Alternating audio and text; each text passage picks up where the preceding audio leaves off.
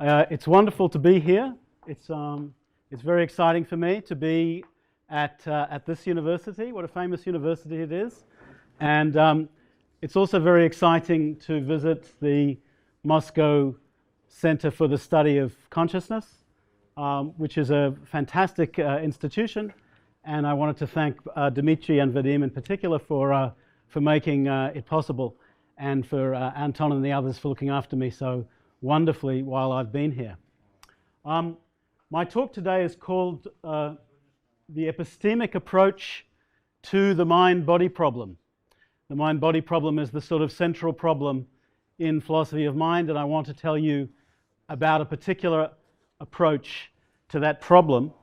But I thought I would start with a quotation from Steven Pinker. You may know Steven Pinker. He's an American psychologist at Harvard.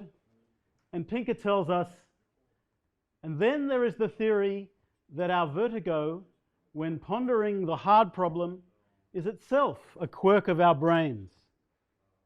The brain is a product of evolution. And just as animal brains have their limitations, so have ours. And so we can't grasp why neural information processing observed from the outside should give rise to subjective experience on the inside. The brain is a product of evolution. Animals have their limits. We have our limits. And we can't grasp how information observed from the outside gives rise to subjective experience from the inside. And Pinker goes on to say, that's where I place my bet. So he thinks that's the truth of the situation. Though he admits that a theory like this could be demolished when an unborn genius, a Darwin or Einstein of consciousness, comes up with a flabbergasting new idea that suddenly makes it all clear. There are some puzzling aspects of this quotation from Pinker, which we might come back to later, as to whether there could be an unborn genius of consciousness, a Darwin or Einstein of consciousness. But let's set that aside. For the moment, I just want to focus on the fact that this passage from Pinker introduces us to the idea which I call the epistemic approach to the mind-body problem.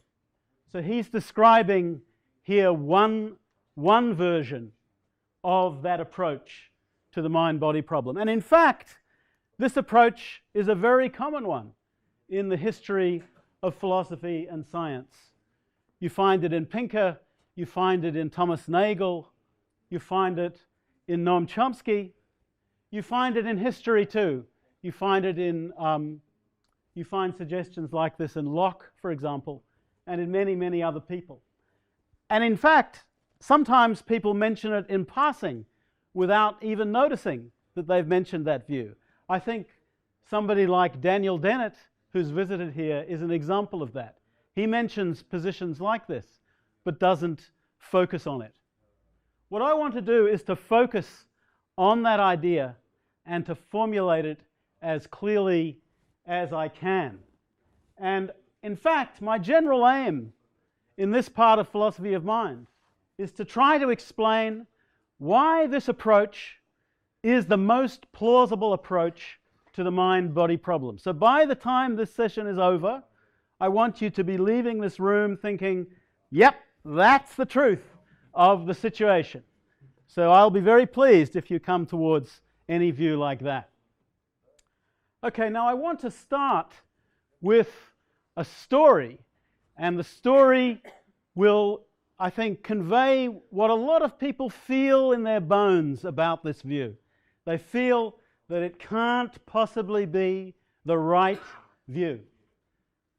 So here's the story. We'll call it the story of X. And the story of X goes like this. It's just a short story. Long ago, in a land far away, a bunch of scientists and philosophers were interested in explaining a mysterious phenomenon. We can just call it X. We don't say what it is. They were trying to explain a mysterious phenomenon. And suppose that a hero, we can call him Bill. A hero, Bill, steps forward and announces that he has a solution. And of course, everybody is very excited. And they stand around and they clap Bill and pat him on the back. Well done. What is your solution to this problem? And here's what Bill says. He says, the solution is this. I have no solution. In fact, I have no clue as to how to explain this phenomenon that we want to be explained, that we want explained. I think most of us would be disappointed by Bill's speech.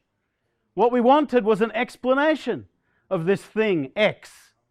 But Bill has given us no explanation.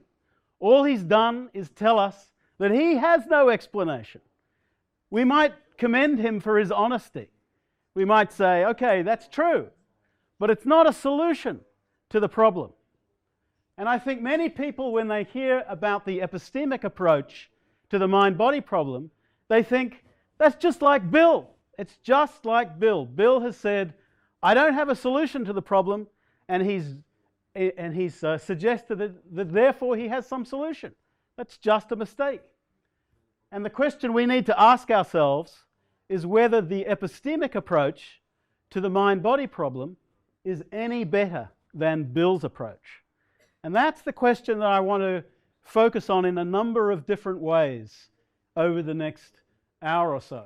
I want to see whether the epistemic approach, which on the face of it says we are ignorant of some feature that's relevant to this problem, whether that approach is any better than Bill's approach to X. Bill's approach to X is honest, but it's not a solution to the problem. And the question is whether the epistemic view is any better than that. Well, the first thing we could say in response to this problem about whether the epistemic approach to the mind-body problem is better than Bill, the first thing we could say is we can distinguish a number of different questions that get lumped together under the general label of the mind-body problem. People talk about the mind-body problem as if there's just one single question that demands one single answer. But that's not the situation. The situation is that when we talk about the mind-body problem, there's in fact many, many different questions that we could be focusing on. And here are two questions that we could be focusing on. We can call them Q1 and Q2. Q1 says, what exactly is the explanation of consciousness?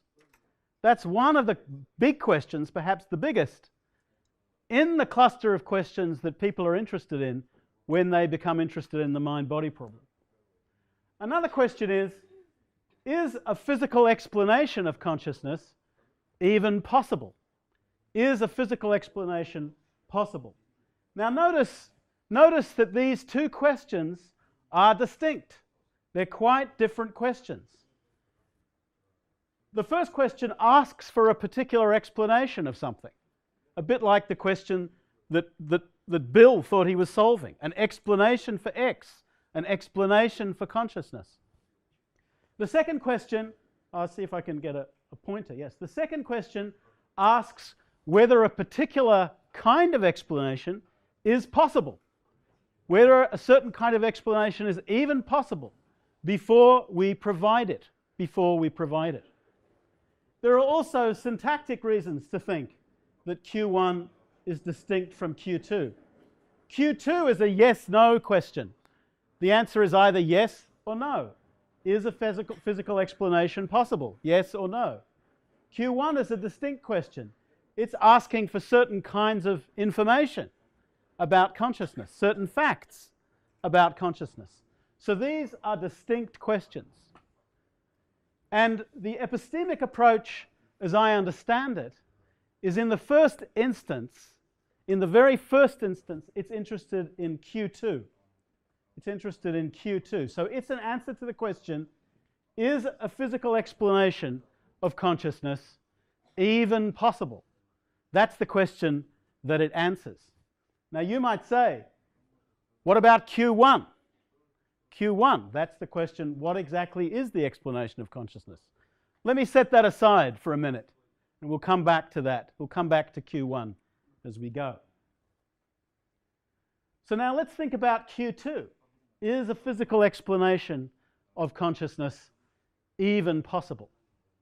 Well, when you ask a question like this, is a physical explanation even possible? Usually in the background of that question is an argument to the conclusion that it's not possible. Because you don't ask these kind of questions without a lot of context in the background, without assuming lots of things in the background. So what is the argument in the background of this question? In other words, to put it more simply, why shouldn't a physical explanation of consciousness be possible?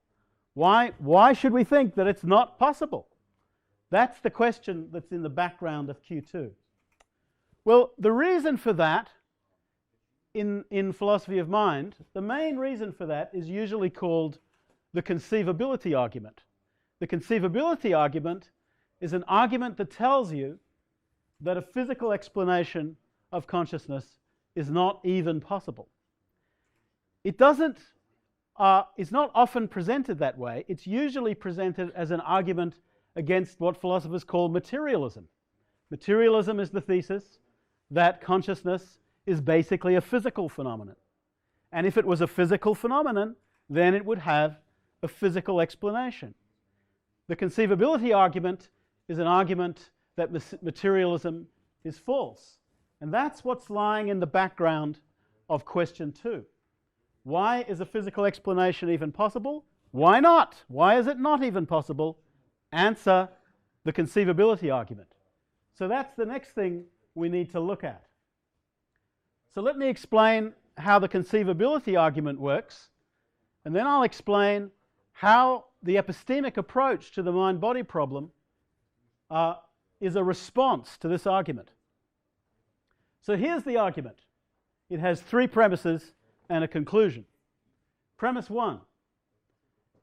It's conceivable that there is someone identical to me in all physical respects, but who differs from me in some psychological respect. I'll come back to what that premise means in a minute. Premise 2. If that's conceivable, then it's possible. Premise 3. If it's possible, then materialism is false. Conclusion, materialism is false. So there's no problem about the validity of this argument. If the premises are correct, we can move to the conclusion. The conclusion, if it was true, would establish that materialism is false, and that would establish that there's no possible physical explanation for consciousness.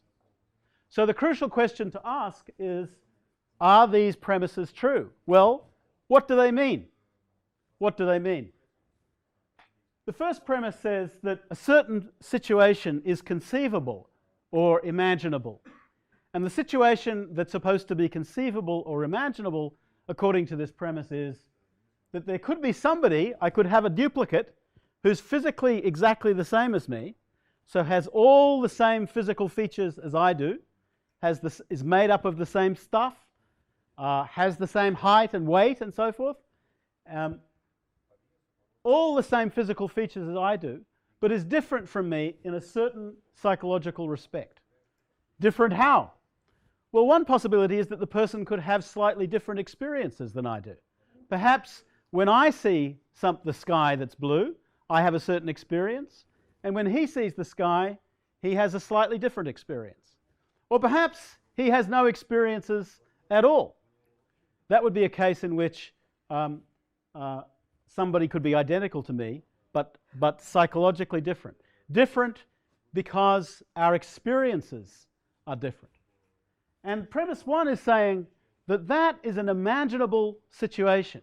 Nobody thinks that that's in fact the case. But the point is that that's a conceivable or imaginable situation. If you like, you can think of it in this way. You can think there's no contradiction in that hypothesis, that there's someone identical to me or identical to each of us who is physically exactly the same but who is psychologically different. That's what premise 1 is saying. Premise 2 says that if that is conceivable, if that really is imaginable, then it's possible. And possibility here means that it's genuinely possible. It's a kind of what philosophers call a metaphysical possibility. It's something about what kind of claims can be true or not about the world, what the relation is between different features of the world, whether those features are related to each other in particular kinds of ways. So premise 2 moves from something that's imaginable, something that's conceivable for us, to something that is in fact possible. That's a move. Some people can deny that. And the third premise says that if it is possible that there's someone physically the same as me but psychologically different, then materialism is false. And the simplest way to see that, to see why this premise is true, is to think that materialism entails an identity of consciousness and something physical. If you thought that consciousness was identical to something physical, then it couldn't be that somebody who is physically the same as me could be different with respect to some feature of consciousness, because consciousness just is something physical. That's why the third premise is plausible. So looking again at this argument, we have a premise. The first premise tells us that something is conceivable. The second premise moves from conceivability to possibility. The third premise moves from possibility to the falsity of materialism. And the conclusion gives us that materialism is false. And if materialism is false, to go back to question 2, remember question 2 was, is a physical explanation of consciousness so much as possible? Well, if materialism is false, the answer to that is no, it's not possible. So this is the argument that tells us that a physical explanation of consciousness is not even possible. And this is the argument that we need to address if we're going to address that key question in the mind-body problem. So how do we respond to this argument? Well, this is where the epistemic approach, the approach that I'm trying to convince you of, comes in. What does the epistemic approach say? Well, the way that I understand it, the epistemic approach makes a certain hypothesis about our epistemic situation. In other words, what it is that we know, what the world is like around us, and how much of that world do we know. We certainly know some things about the world around us. That's taken for granted in this kind of discussion. But what the ignorance hypothesis says is it says that there are physical respects which meet two conditions. First, there are physical respects of which we are ignorant. That means there are physical respects that we don't know about. And second, which are relevant to consciousness. So that this is a hypothesis about our epistemic position. It might be true, it might be false, but it certainly could be true. There's no reason to believe that it isn't true. So what that hypothesis says is it says there are physical respects of which we are ignorant, which are relevant to consciousness. Now, when you first hear about this hypothesis, sometimes people ask, well, what are these respects? What are these respects of which you're ignorant, which are relevant to consciousness? And of course, if you ask that question, while that's a natural question, it's a question which hasn't really absorbed this hypothesis, because it's a feature of this hypothesis that these are respects of which we are ignorant. So we can't say what they are. The hypothesis says that there are such respects, but of course it doesn't tell us what they are. It can't do that. It just says that there are some, and they are relevant to consciousness. So it says, basically, we are missing something in our current situation. That's what the ignorance hypothesis says. And that's really what an epistemic approach to the mind-body problem says. That's the core of it. It's epistemic because it has to do with our ignorance, what we are ignorant of. And it's relevant to consciousness. That's why it's relevant to the mind-body problem. So that's the key hypothesis about our epistemic situation. Okay, now, what is the connection between this hypothesis and the reasoning I just mentioned, the conceivability argument? Well, here's a way that we can think about it. Actually, the ignorance hypothesis will defeat the conceivability argument. It will show conclusively that that argument is not a persuasive argument. To put it a different way, if the ignorance hypothesis is true, this argument is not a persuasive argument. Why not? Well, let's look again at the first premise of the argument. It's conceivable that there is someone identical to me in all physical respects, but different in some psychological respect. Let's focus on this phrase, in all physical respects. So what we're imagining is somebody identical to me in every physical respect, but different in some psychological respect. Now, this phrase can be interpreted in a number of different ways. What do we mean by saying all physical respects? Well, if the ignorance hypothesis is true, this phrase can be interpreted in two ways, and in fact, only in two ways. First, we could interpret it so that this phrase, all physical respects, is interpreted very broadly to include those respects of which we are ignorant, of which the ignorance hypothesis says that we are ignorant. We could interpret it that way. Or the other possibility is we could interpret it so that all physical respects is interpreted narrowly so that it doesn't include those features. Either all physical respects includes the features of which we're ignorant, or it doesn't include those features. Those are the only two possibilities, logically speaking, in the situation. If the ignorance hypothesis is correct, then either we include these physical respects here in this phrase, or we don't. And the point is that either way, this argument fails. Either way, this argument fails. First of all, suppose that the physical respects are included in here. Then the premise says it's conceivable that there's someone identical to me in all physical respects, including ones I don't know about, but such that that person is different from me psychologically. Now, that is not a claim that one can make. And the reason is that conceivability has a certain kind of epistemic demand on us. Conceiving is often contrasted with supposing. In philosophy, we often suppose things for a reductio ad absurdum argument. One can suppose anything. One can suppose that 2 plus 2 equals 5. One can suppose that P and not P. One can suppose that there is someone identical to me in all physical respects, but different from me in some psychological respect. When you mount the conceivability argument, when you put that argument forward, conceivability cannot mean supposing. And the reason is that supposing is not a guide to possibility. The fact that you can suppose that P is true gives you no reason to believe that P is possible. After all, as I just said, you can suppose that 2 plus 2 equals 5, and it's obviously not possible that 2 plus 2 equals 5.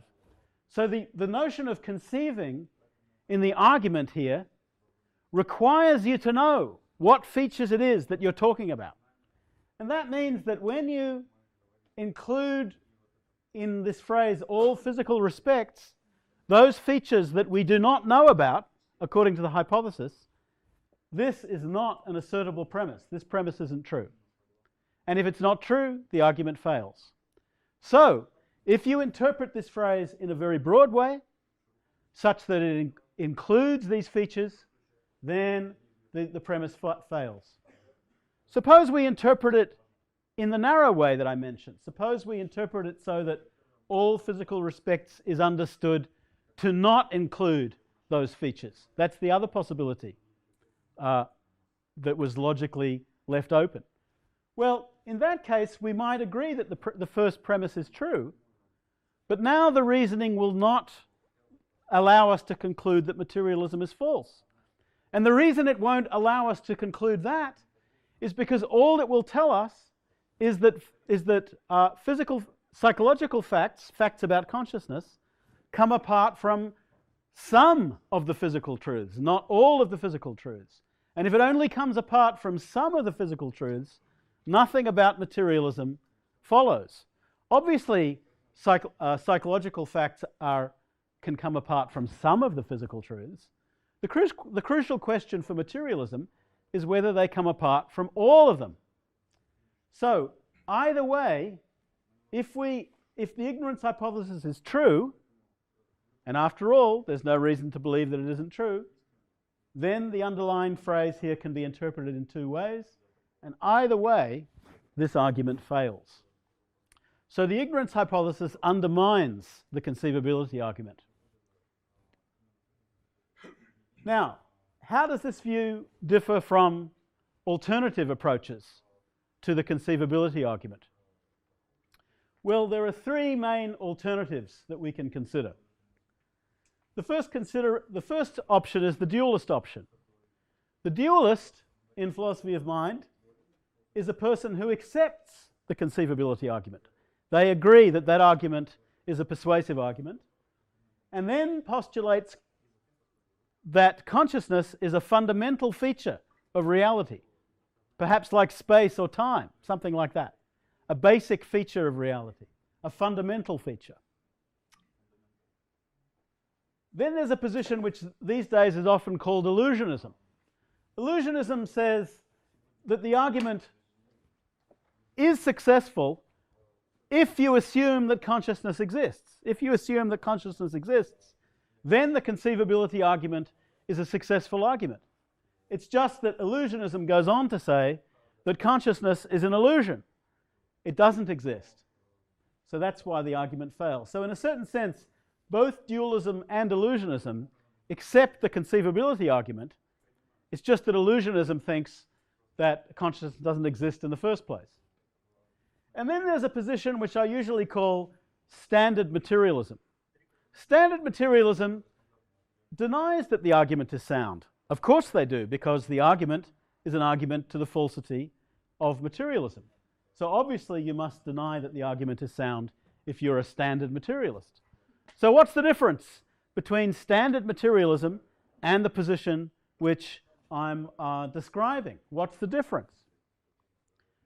Well, the difference is this. The standard materialist is a person who doesn't accept that ignorance hypothesis that I mentioned, or at any rate does not accept that the ignorance hypothesis is relevant to the philosophical issues. The standard materialist tries to deal with this argument not by assuming that we're ignorant, but by trying to find out, trying to point to other failures of the argument. And admittedly, when you first look at this argument, there are lots of things, lots of questions that you might ask. Some of you may have asked those questions yourselves when I put up the conceivability argument. You might have thought, well, what is this notion of conceiving? And why does it follow from the fact that you can conceive something to the fact that it's possible? And moreover, if it's possible, what does that tell us about the actual world? And materialism is, after all, a thesis about the actual world. So there are lots of different ways of dealing with this. Perhaps the most famous one is sometimes called the phenomenal concept strategy. The phenomenal concept strategy tries to say that there are certain features in how we think about consciousness and how we think about the physical, which generates, which shows the mistake in that argument. Now, there are lots of things to say about all of these proposals about how to deal with the conceivability argument within the framework of standard materialism. Let me just say that I think that none of those will work. In that sense, I agree with the illusionist and I agree with the dualist, who likewise think that nothing of that sort can work. But it doesn't follow from that that you must endorse dualism or you must endorse illusionism, because that still leaves us with the possibility of what you might call a non-standard materialist view. A non-standard materialist view, for these purposes, is just a kind of materialism that accepts that there are features of the physical world that are relevant to consciousness of which we are ignorant. I'm going to come back to this question about what's standard materialism and why that's so important. Let me ask this question first. You might say, is the non-standard materialist really a kind of materialism? Is it really a kind of materialism? Because it doesn't tell us what the nature of matter is.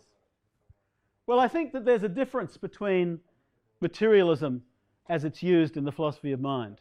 Sometimes we can draw a distinction between something in a loose and popular sense and something in a strict and philosophical sense.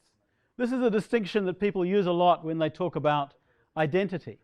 There's identity in the loose and popular sense, and there's identity in the strict and philosophical sense. And likewise, we could say there's materialism in the loose and popular sense, and there's materialism in the strict and philosophical sense.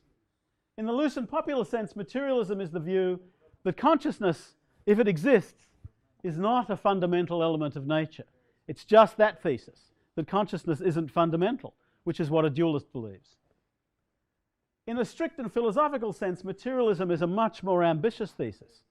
It doesn't just say that consciousness is not fundamental. It says it makes a particular proposal about particular physical theories and particular theories about the nature of matter. And in the history of the subject, that's exactly what materialism was. It formulated particular theories about matter and then took those theories to be, if you like, universal theories, theories about the basic nature of reality. Now, I think that non-standard materialism, NSM, is a materialist position only in the first sense, not in the second. So it's only a materialism in the kind of loose sense, not in the strict sense. But on the other hand, many positions in philosophy these days that are called materialism are likewise materialism only in that first sense, not in the strict sense. Because many theories do not, in fact, articulate particular theories of matter and tie themselves to that. Okay, so now I've told you a little bit about the epistemic approach and how it works, how it answers this conceivability argument. It answers the conceivability argument by focusing on the first premise of that argument, the premise that says it's conceivable that there's somebody identical to me in all physical respects and different from me in a certain psychological respect. And it focuses on the notion of all physical respects, on that crucial phrase, and it says that crucial phrase can be understood in one of two ways, and either way the argument fails. But there are lots of different versions of the epistemic approach, so let me just mention three of them before moving on to some objections. So there's really three. The first is what is sometimes called the Mysterian version of this approach. And that says not only are we ignorant of certain features that are relevant to consciousness, so not only is the ignorance hypothesis true, but it's biologically impossible for us to overcome that ignorance. It's biologically impossible for human beings to come to know about those features. That, in fact, is the notion that Pinker was talking about in the passage that I began with. He had in mind the philosopher Colin McGinn. He had McGinn in mind, and McGinn is associated with this idea that there's a Mysterian version of the epistemic view. That's one possible view. Another possible view, which is actually very prominent in contemporary philosophy of mind, I'll call it the Russellian version. That is associated with positions that are sometimes called Russellian monism, or in some versions, certain kinds of panpsychist views are of this sort. And this view says that not only is it the case that there are features of matter that are relevant to consciousness of which we are ignorant, but these are features which are the so-called intrinsic features of matter. The reason that this is called Russellian is because it's associated with a proposal of Bertrand Russell's from the 1920s. Russell has a book called The Analysis of Matter, and in that book he defends a kind of structuralism according to which physics tells us only about structural features of matter, but there are also non-structural or intrinsic features of matter. And a Russellian version of the epistemic approach says that the features that we've been talking about, the features that are mentioned in the ignorance hypothesis, are nothing else than those intrinsic features of matter. That's the Russellian version of this view. There's also a much more minimal version which doesn't really make any of these further claims. It doesn't make the claim that it's completely impossible for human beings to know about these things, or that they are the intrinsic features of matter that emerge in Russell's specific epistemology. And we can capture this by using some sort of debauched version of Wittgenstein. Whereof one is ignorant, thereof one should mostly be silent. Basically, if there are these features of which we're ignorant, then we shouldn't go on to theorize about them too much, which is what, roughly speaking, the Mysterian version and the Russellian version of this view do. And you don't need to. So notice that I've been interested in the question of how to defeat the conceivability argument using these ideas. In order to do that, you don't need to say anything dramatic in the way that the Mysterian version does or the Russellian version. You just need the minimal version. And that's the only one today that I'm going to be recommending. So that's the epistemic approach. But now let me turn to two objections, which some of you may have already thought about. And the first objection I'll call the relevance objection. That's the first objection to this view. And the relevance objection goes like this. It says, the ignorance hypothesis is only half right. Yes, there are features of which we're ignorant. Who would deny that? But they're not relevant to consciousness or to the conceivability argument. They're not relevant. It's wrong to assume that they're relevant. Well, what can we say against the relevance objection? Well, the first response I want to say, the first reply I would give to this objection is as follows. I think as an empirical matter, it's very hard to believe that we are not ignorant with respect to consciousness. Remember, the quotation I began with is from Steven Pinker, who thinks that some position in this vein is right. In fact, he thinks that a position that's even stronger than the one that I've been describing is right. These are scientific people. It seems extreme to say that all of the facts relevant to consciousness are known. That's the thing that the ignorance hypothesis is denying. So that's the first reply I would give to the relevance objection. The second reply I would give is to remind everybody that the ignorance in question can be very, very abstract. It can not only be that we don't know certain features of the world, certain properties, we may also not know certain properties of those properties. That's a somewhat abstract kind of ignorance. It focuses only on whether particular properties, how certain properties, how they come together and form much more complex systems. We could be ignorant of that in that sort of way as well. And that makes it much more plausible that we are ignorant in this way because it's much more abstract. And then finally, we need to bear in mind that there are historical precedents for our current situation. Of course, we can't point to the features that we're ignorant of according to the ignorance hypothesis. That goes without saying. But what we can do is point out that we've been in a very similar situation intellectually that we currently are in. And if that is true, then it's reasonable to think that there are features of which we're ignorant. And we know that this is the case, so that the classic formulation of the mind-body problem, the Cartesian formulation, the one offered by Descartes, that formulation was based on a false theory of matter. Descartes thought that matter was just extension in space. And that was crucial to the way in which he set up the problem. And so in a certain sense, he was in fact ignorant of certain features of matter. So there's no particular reason to think that our current situation is not similar to his in that respect. So that's my reply to the relevance objection. I'll come back to that objection in a minute. But let me turn to another objection. And this I'll call the no answer objection. The no answer objection. The no answer objection says this. It says, the epistemic approach doesn't solve the problem. It doesn't solve the problem. We want an explanation of consciousness. And you're not offering one. That's not what the epistemic approach offers. In other words, it says, when all is said and done, you're just in the position of Bill. Bill was the hero of the story of X, who didn't offer the explanation. And maybe we're just in that situation.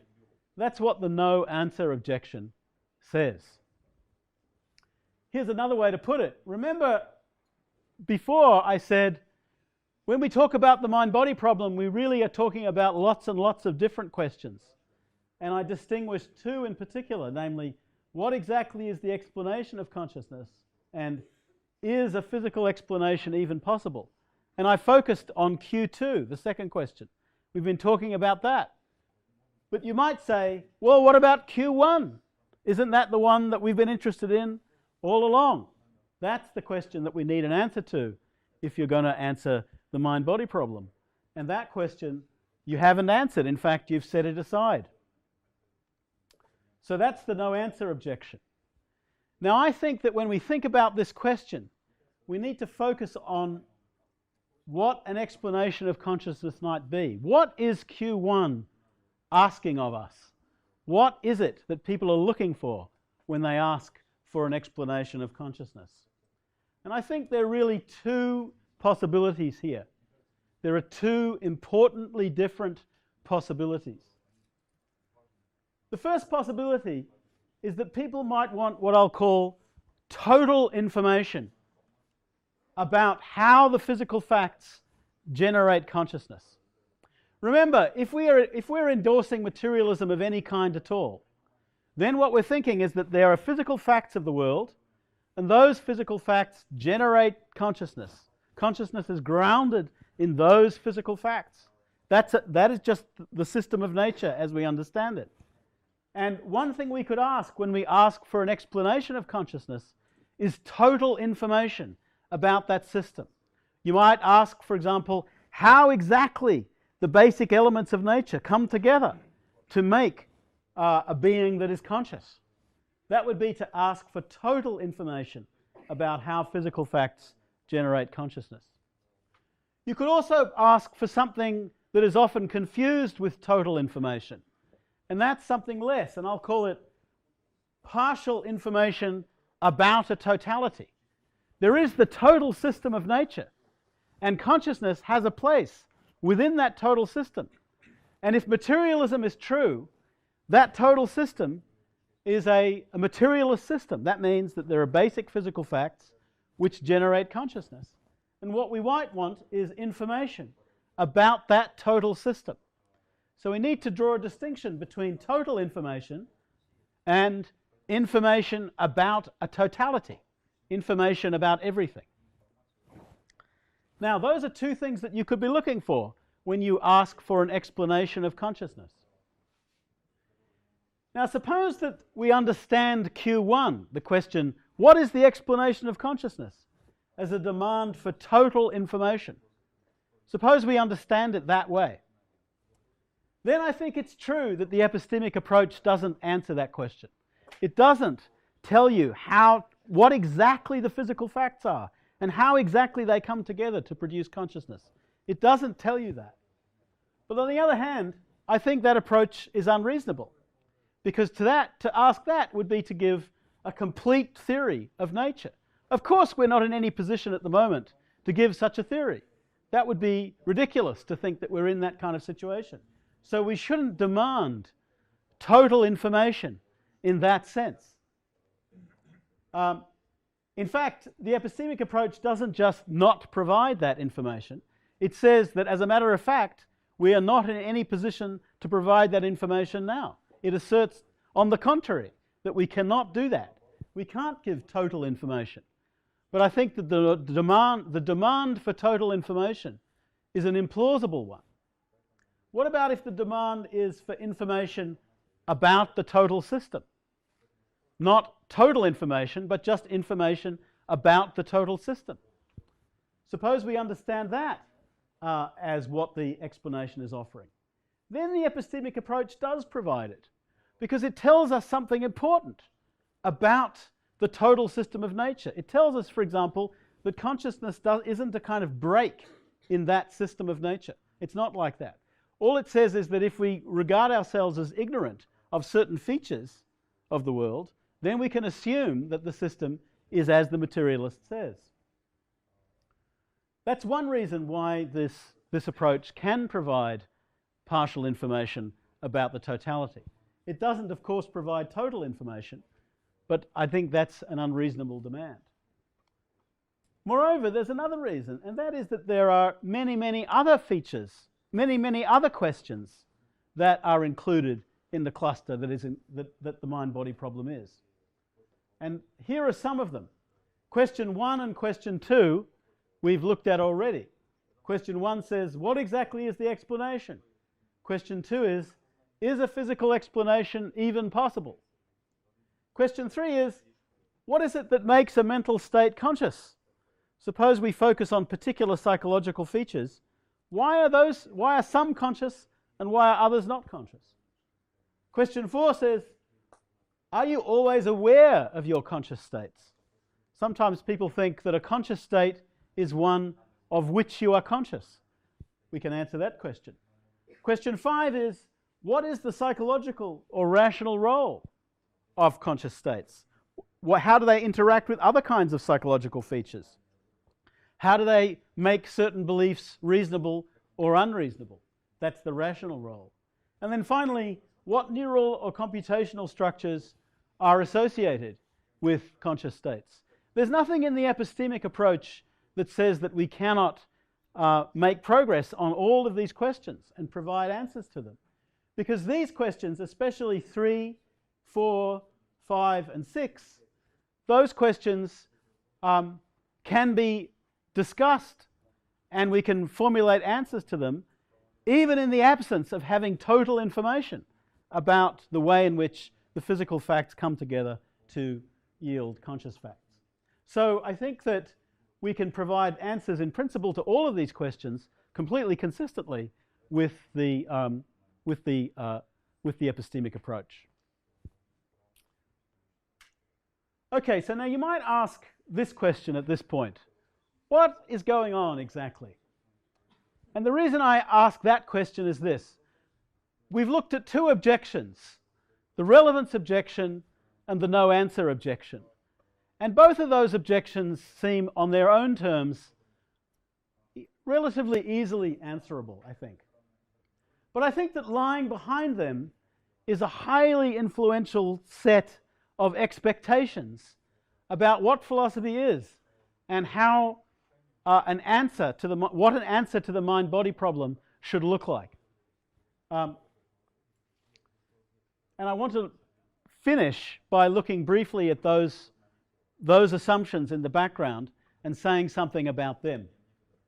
So I think there are really 2 assumptions in the background of these objections. The first is that there are these 2 pictures about how to do philosophy that are extremely common. I'll call them the Carnapian picture and the Quinean picture. The Carnapian picture is named for Rudolf Carnap. Carnap's way of doing philosophy, roughly speaking, was to say that there is a base language, a language which by itself does not raise any epistemological or metaphysical questions. We can have statements in that base language, and that in a certain sense we know that language a priori, or we can know it independently of inquiry into the nature of the world. And what philosophy does is it explains other statements in terms of the base language. So you start off with a base language, and then a contribution to a philosophical problem will be an account of how certain other statements are related to that base language. That's the Carnapian picture. The other picture is the Quinean picture, named for Quine. And what Quine said is that it's not that we have a set of statements formulated in a base language, But what we do have is a set of facts given to us by contemporary science.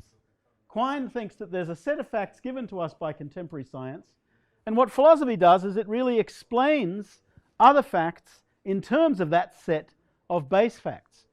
The set of facts given to us by contemporary science from the Quinean point of view don't themselves raise any philosophical questions, according to Quine, just like the set of statements in the base language for Carnap don't raise any philosophical questions. Now, these are very big traditions in philosophy about how to think about philosophical questions. They sort of tell you about how to structure certain kinds of questions. And I say they're both rationalist because in a certain sense, both of them have this image that all the facts that are relevant to these questions are known to us. On the Quinean picture, we have to theorize within a set of facts given to us by contemporary science, which are presumably known to us. And on the Carnapian picture, we theorize within a base language, which we know about a priori. Now, if you hold these pictures of philosophy, you're very likely to be dissatisfied with the epistemic approach as I've been describing it. And that's because the epistemic approach departs from these traditions. It violates the expectations of these traditions. And the first reason is that it doesn't assume that all of the relevant facts are in. Both the Quinean position and the Carnapian position assume that all of the relevant facts are in, pretty much, when we address a philosophical question. On the Quinean picture, we assume that there's a set of facts given to us by contemporary science, and we explain other things in terms of that. That's a way of making the assumption that all of the relevant facts are in. And on the Carnapian picture, it's even more extreme, because you begin with a certain kind of base language which would be able to formulate all the relevant types of facts that we're interested in. So it doesn't assume that, and that's what I think is lying behind the relevance objection. Remember, that objection said, yeah, maybe we're ignorant in a certain sense, but none of them are going to be relevant to this sort of problem. And that's because I think when people say that, they're thinking that the problem is to be understood roughly in the Carnapian or the Quinean way. And if you understand it that way, then all the relevant facts are in. That's true. Likewise, it doesn't explain consciousness in either the Carnapian or the Quinean sense. It doesn't explain it in the Carnapian sense because it doesn't explain facts about consciousness in terms of a base language, and it doesn't explain it in the Quinean sense because it doesn't explain it in terms of a bunch of facts given to us by contemporary science. In fact, the whole point is to deny that. So that's what's lying behind, I think, the relevance objection and the no answer objection. But I think that one should basically reject this. There's no reason to think that we should do philosophy in that way, that we should adopt either the Quinean picture or the Carnapian picture. And there's another picture which I could describe, which is really, I'll call it the Lewisian picture, in honor of David Lewis. Lewis's view about explanation, I think, would say something like this about the mind-body problem. He would say that facts about consciousness stand at the apex of a big and vast, complicated system of facts. And that what we want to do in philosophy is to illuminate that system. Lewis himself didn't talk about this in a synchronic way. He discussed this issue in a diachronic way. So, for example, he said on questions of explanation, when you focus on a particular, say, historical event, let's say the fall of Rome, we can think about that event as standing at the terminus of a huge system of events going all the way back to the beginning of time. And when you provide an explanation of the fall of Rome, what you do is you illuminate certain features of that structure. Nobody would think, from Lewis's point of view, that you have to illuminate the entire structure. That would be the mistake of wanting total information.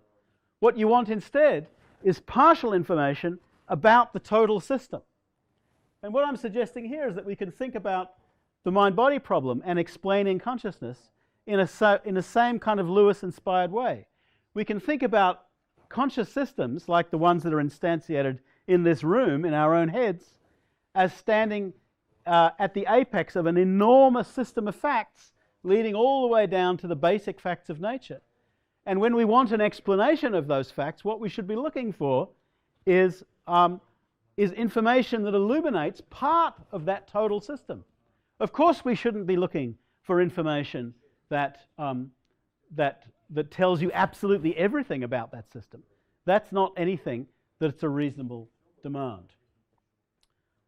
Okay, so let me draw some conclusions and finish, and also answer any questions that you have for me. So the first conclusion is this. The epistemic approach, I think, answers the conceivability and other arguments. I say and other arguments because the conceivability argument, as we talked about it today, is really emblematic of a whole family of arguments. But I think that the answer that I've been describing about that argument would apply to those other arguments as well. Secondly, the second conclusion is that I think this answer is preferable to other answers. It's certainly preferable, I think, to the dualist answer and to the illusionist answer, though I haven't really explained why. We can do that if you like. And I also say that it's preferable to the answers provided by the non-standard materialist. The non-standard materialist, again, is somebody, sorry, the standard materialist, I'm sorry. The standard materialist is somebody who tries to answer the argument without making that ignorance hypothesis. But that view, I think, runs into very serious problems. The third conclusion is that the answer offered by the epistemic approach departs from some very well-entrenched views about how to do philosophy, how to answer a philosophical question. And in particular, it departs from that Carnapian picture and the Quinean picture that I mentioned in favor of a much different sort of picture. But my final conclusion is I think that's a good thing, not a bad thing. So that's all I have to say for today. So thank you.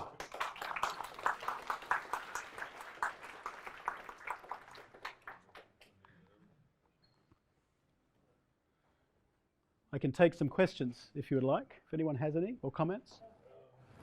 Большое еще раз.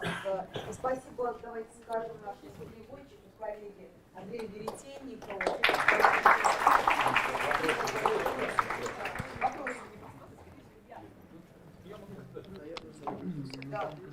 Давайте, а кто будет модерировать? I have a short question. Thank you for the brilliant lecture. I see a kind of problem in the ignorance hypothesis.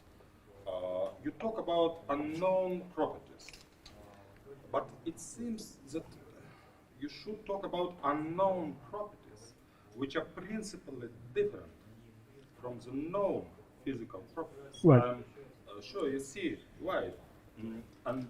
But couldn't this addition make the hypothesis less reasonable? Yes, you're absolutely right. So I can, if I go back to this, just the formulation of the hypothesis. Yes, so your point is, what we really should be talking about is that there's a certain kind of physical respect of which we're ignorant, but is also different in kind, right, from any feature that we know about today. I absolutely agree. So that's true. So that it has to have that strength. If it doesn't have that strength, but it's different hypothesis then. Maybe it's not so reasonable to suppose that there are such properties. Well, that's an interesting question. So why do you think that wouldn't be that reasonable? I agree. So first of all, I agree with you completely that that's how the hypothesis has to be formulated. Technically speaking, that's true. But why do you say that wouldn't be as reasonable? Because that would just be. It depends on how to understand the notion of a type of property. More concrete hypothesis. It's simply because of that. It's not so reasonable. Yeah, you're absolutely right. You're right that I've been talking in a kind of soothing way where it makes it seem as if everyone can agree with this. But it's true that in order to believe it, you must believe that there's a type of physical truth that's different. But notice that many of the points that I mentioned remain the case. When I discussed the relevance objection, for example, that objection says, well, we're not ignorant of any, in your way of formulating it would be that we're not ignorant of any type of truth. But I think that the same sort of thing applies. We still have historical precedent. We still have the point that we could be talking about properties of properties, and we still have the point that I think that's what the claims of these people are. You're absolutely right. Thank you. Yes. Yes. So I was a little bit surprised when you say that illusionism accepts the argument, the conceivability argument, given that the consciousness exists. By consciousness, you mean psychological features. Yeah. And it seems to me that what illusionists deny is that qualia so illusionists deny that qualia are consistent, logical, or conceivable. Mm-hmm. So I'm not sure that a lot of illusionists will accept your expression of illusionism. And then, if you can also specify what really do you mean by consciousness? Do you mean qualia? And do you believe in qualia, the existence of qualia, and that it's a datum that we need to take into account seriously, and that it's ineffable, incorrigible, etc., etc.?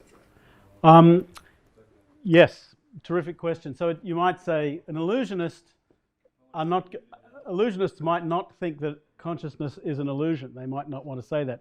They only want to say that consciousness understood in a particular way is an illusion. For example, because it's ineffable or can't be expressed or something. That's right. What I think is that illusionism, there's a feature of consciousness that is non-negotiable for the illusionist, and that is whatever the feature is that generates the conceivability argument, whatever the notion of consciousness is that's at issue in that argument, that's the notion that has to be an illusion, because otherwise they don't have any answer to that conceivability argument, right? And what I think is that the notion of consciousness that is required in that argument is a very minimal one. I don't think you need to think about it as having lots of properties like ineffability, intrinsicness, any of those features. Yeah, I don't think you need any of those features. I think all you need is a very minimal notion. That I can imagine someone who is physically identical to me, but for whom, for example, the taste of coffee is ever so slightly different from the taste of mine. That's sufficient. And that doesn't involve ineffability or intrinsicness or anything. I think when people think about these issues, what they often do is they often assume that there's some very sophisticated notion of consciousness at issue in these arguments. And then once they've done that, they feel okay denying its existence because they're not denying anything obvious. But I think that's a mistake. I think that the notion of consciousness that's at issue in these arguments is a very minimal one. It doesn't require any of those further notions. And so actually, that's the notion of consciousness that I had in mind throughout. And I think that illusionism, if it's going to be an interesting doctrine, has to be the doctrine that is an illusion. It's a bit like, when illusionists, they talk sometimes about weak versus strong illusionism. Weak illusionism, everybody's a weak illusionist. The crucial question is whether you're a strong illusionist, and a strong illusionist is somebody who thinks that whatever it is that generates the conceivability argument, whatever psychological feature it is, that feature doesn't exist, and therefore it's an illusion. That it's an illusion that it exists, and that I think isn't a sustainable position for that.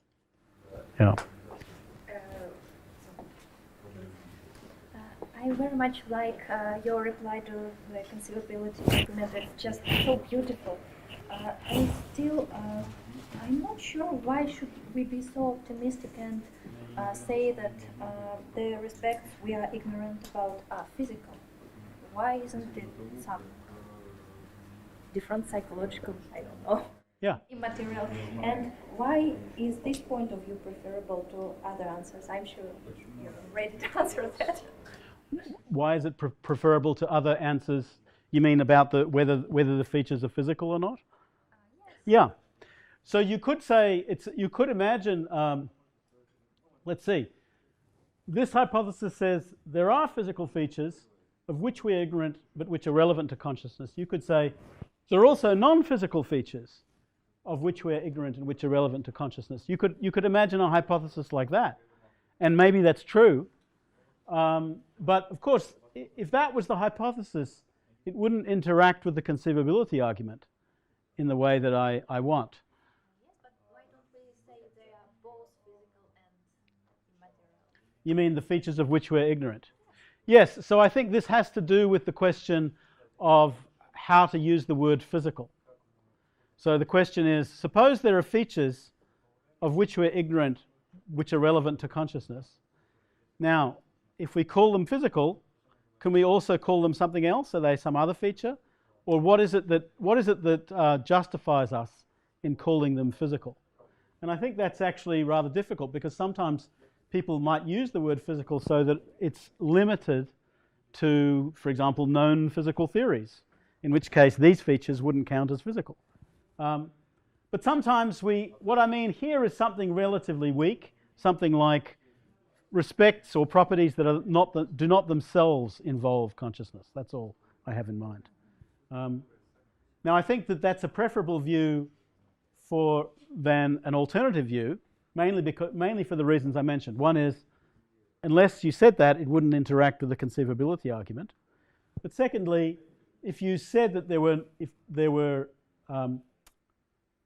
respects which involved consciousness of which we're ignorant, but which are relevant to consciousness, then you'd end up with a rather different position. You might end up with a kind of panpsychist position, for example. And I think that I haven't discussed that today, but I think that panpsychism is, I think it's an amazing hypothesis, but I think it runs into many, many, many problems. So I wouldn't want to go in that direction. We can left some question for the next session, of course. Okay, sure. To precise, maybe. Yes. Please. Thank you. Thank you very much for your brilliant lecture. Thank you. If I understood you correctly, the novelty of your epistemic approach is that you have introduced ignorance into it. Yes. And as far as ignorance is concerned, I would suggest perhaps that you can go further on and include in your ignorance the ignorance of other horizons of meanings of basic notions. Yes. I mean, all your constructure, all your system is based on the Western philosophical tradition, on the Western horizon of meanings, but you completely left aside the other traditions of understanding consciousness. True. I mean, Buddhist Yes. or Indian. Yes. And in my opinion,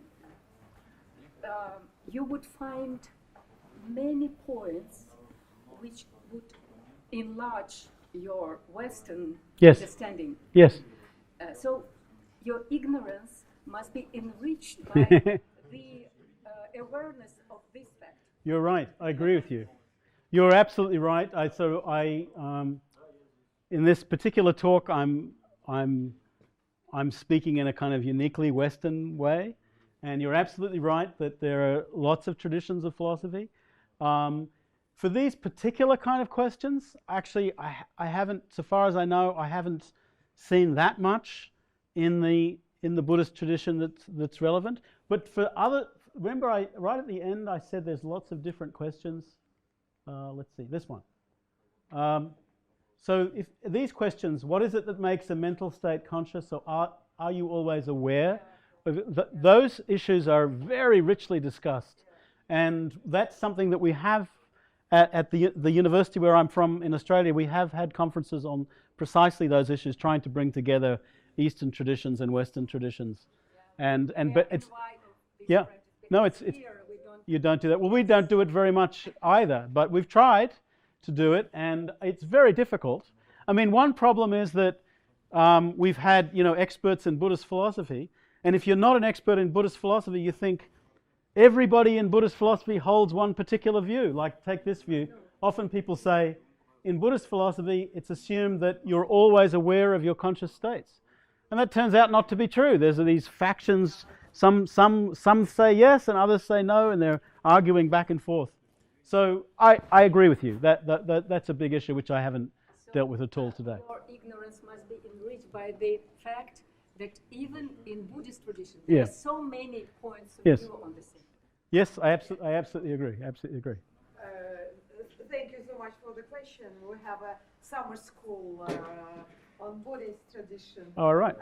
So terrific. And finally, even in the frame of your lecture, ignorance works as something productive and really creative.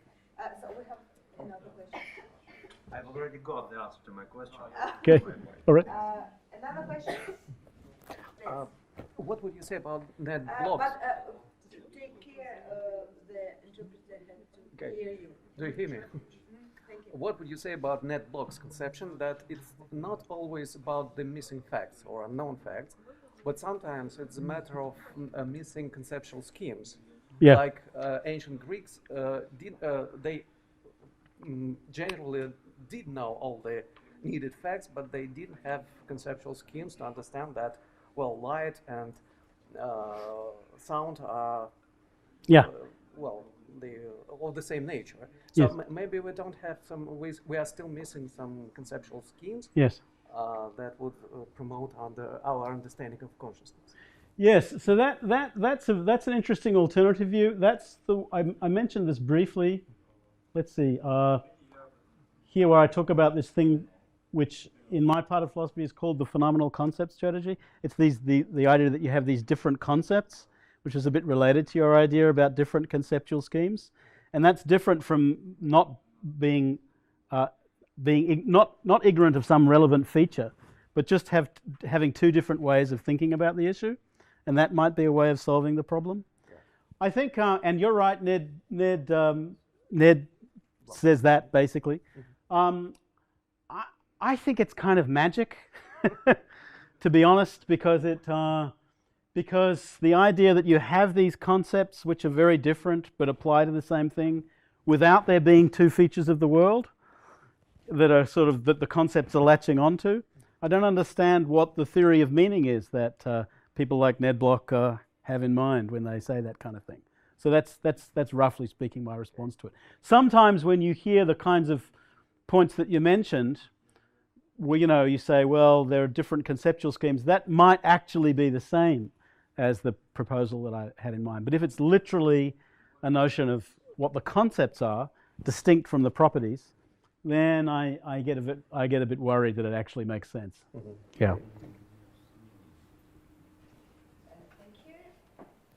More questions? I have one question. Thank you for your lecture. I like your notion of ignorance because sure we have no possibility to understand the world in ultimate sense. But nevertheless, what do you think about mental causality? Does consciousness participate in the process of mental causality or not? Is consciousness something different from neural interactions? Or it is you ignore it and just some kind of neural interactions we do not know about? Right, so I think that it's got to be the case that consciousness participates in mental causation. It has to be that that if you're conscious, that makes you do something, or conscious states have a causal role. And so I don't think that I don't think that anything in the position I outlined would undermine that, and I'd be very disappointed if it did. And the reason is, but what it does tell you is something like, well, if we're ignorant of a certain feature of the physical world that yields consciousness, then we're probably ignorant of a certain feature of the physical world that yields the effects of consciousness too. And so that we can't tell a full causal story in the way that we might think that we could tell one. But now, maybe in future. Maybe, yeah, exactly. So that, who knows? Who knows about the future? I'm talking about what to believe now, not what's true in the future. Yeah. So about the future, we have 2 days to prepare more questions. Okay. After the next lecture, so we'll end When today. will be the next lecture? Thursday. Thursday, at the same time, the same place. So you are welcome. Thank you so much. Thank you. Thanks very much for your questions. Thank you.